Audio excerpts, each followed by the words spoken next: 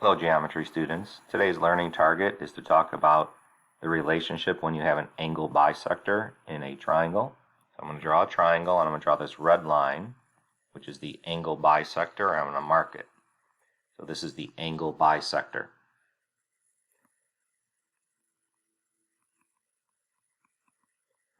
And today's goal is to talk about the relationship between this yellow piece, I'll call it A, the green piece, I'll call it B, the blue piece, we'll call it C, and the pink piece, we'll call that D.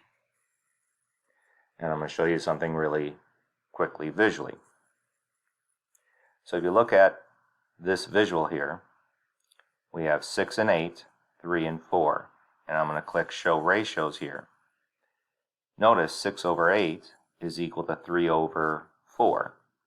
Even if I were to change the picture a little bit and the numbers become decimals, 6 over 6.82 is the same as 3.28 over 3.72. So it turns out no matter what happens, the ratios here are equal. So going back to our class notes, sometimes students like to think of this as the fraction bar here. I'm going to highlight it in orange or tan or yellow. So if you think of that as the fraction bar, we could say A over B is equal to C over D. So you could think of that line as the fraction bar. And the relationship is A over B is always equal to C over D. Let's look at an example or two. So I'm going to highlight this as my fraction bar. I'm going to call this X. So if I think of that as my fraction bar, X over 80 is equal to 63 over 144. And then we're going to cross multiply. 144x is equal to, and I got to get my calculator out, 80 times 63 is 5040. We'll divide by 144,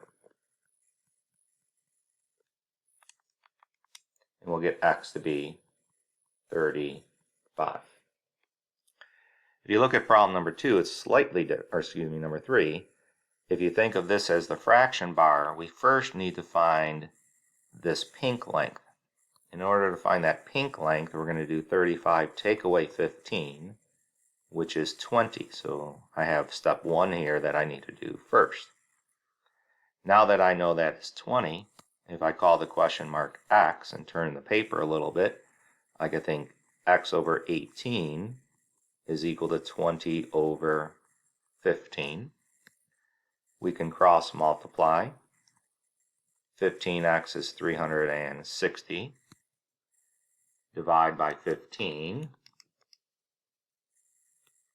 And we'll get x to be 24. If you want to pause the screen for number 4 and try it on your own, please do so. Otherwise, continue watching. So in problem number 4, let's call the question mark x. And here, I'm going to think of this as the fraction bar.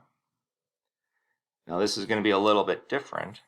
I need to find this yellow part. Since the whole thing, I'm going to highlight this in blue, is 132, and I'm trying to figure out the yellow part. The yellow part is 132 minus x. For instance, if x was 10, then the yellow part would be 122. I would subtract. So here we're going to involve some algebra. At this point, we again could think of that green line as the fraction bar. So I could say x over 132 minus x is equal to 49 over 105. I know last year some people wrote 132 minus x over x is equal to 105 over 49. Those are equivalent, and it doesn't matter which one you solve. So I'm going to cross multiply again.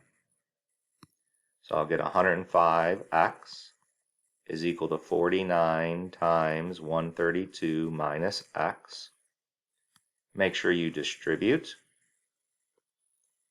So that's equal to 6498 minus 49x. At this point, we want to get the x's on one side, so I'm going to add 49x to both sides. When we do that, we get 154x is equal to 6498. We'll divide by 154, and x is equal to 42.